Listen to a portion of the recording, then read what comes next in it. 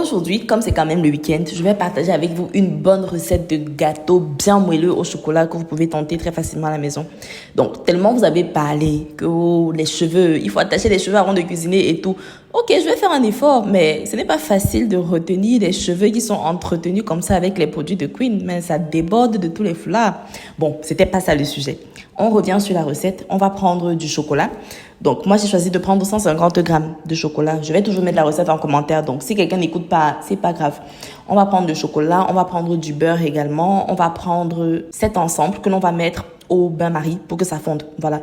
Donc, après ça, on va mesurer de la farine. J'ai choisi de prendre la farine, ma copine, parce que c'est une farine qui est vraiment très légère.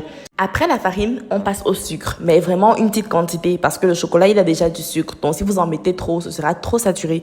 Donc, voilà, on va prendre maintenant l'ensemble de chocolat avec le beurre qui a fondu et on va bien mélanger que ça fasse une pâte très lisse. Maintenant, on va prendre les œufs. Le défi, c'est de pouvoir séparer les blancs des jaunes. Les blancs, ils vont être montés à côté et on va mélanger les jaunes avec le sucre que l'on a mesuré tout à l'heure afin d'avoir une bonne pâte bien légère que l'on va prendre et mélanger avec le chocolat. Bien sûr, il faut attendre que le chocolat refroidisse parce que si vous mettez avant, ça va cuire les œufs. Donc, on va mélanger également avec la farine, voilà. Et on va maintenant monter les blancs en neige pour pouvoir avoir un gâteau qui soit vraiment très aéré, très moelleux et tout. En mélangeant, on ne tourne pas ça avec la force parce que sinon, ça casse les blancs. Donc voilà, on va mélanger ça un peu comme vous voyez là à l'image, tout doucement, tout doucement.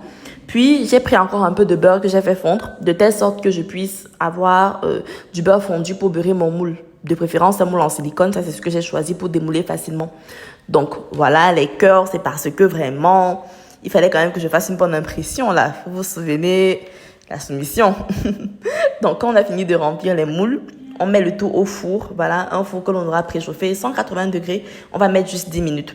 Pendant ce temps, on fait rapidement le ménage, on nettoie tout et ça va monter vraiment très rapidement. Donc, il faut suivre. Dès que les gâteaux sont cuits, dès que tout est bien arrangé, on revient au niveau de notre four et on fait sortir les petites merveilles. Voilà. Donc, c'est vrai que j'aurais vraiment voulu que vous puissiez être là pour goûter parce que, pour être honnête, c'est la magie. Maintenant, pour la décoration, j'ai râpé un peu de chocolat toujours pour faire des copeaux de chocolat. Maintenant, les gâteaux sont prêts. J'en ai pris deux petits gâteaux. Je vais mettre un peu de sucre dessus, du sucre vanillé et mes copeaux de chocolat juste pour la décoration. Donc, voilà. Le résultat, c'est des gâteaux bien mous, bien doux. Pas trop sucré, du moins personnellement, j'aime pas trop le sucre. Bon, si vous préférez, vous pouvez en mettre un peu plus, mais moi, je suis pas trop fan. PS, la petite sauce à côté, c'est juste du yaourt. Donc voilà, ça c'est mon choix personnel. Bon, je pense que maintenant que j'ai attaché mes cheveux, regardez, ça déborde même. Je peux enfin libérer mes cheveux, non, pour manger.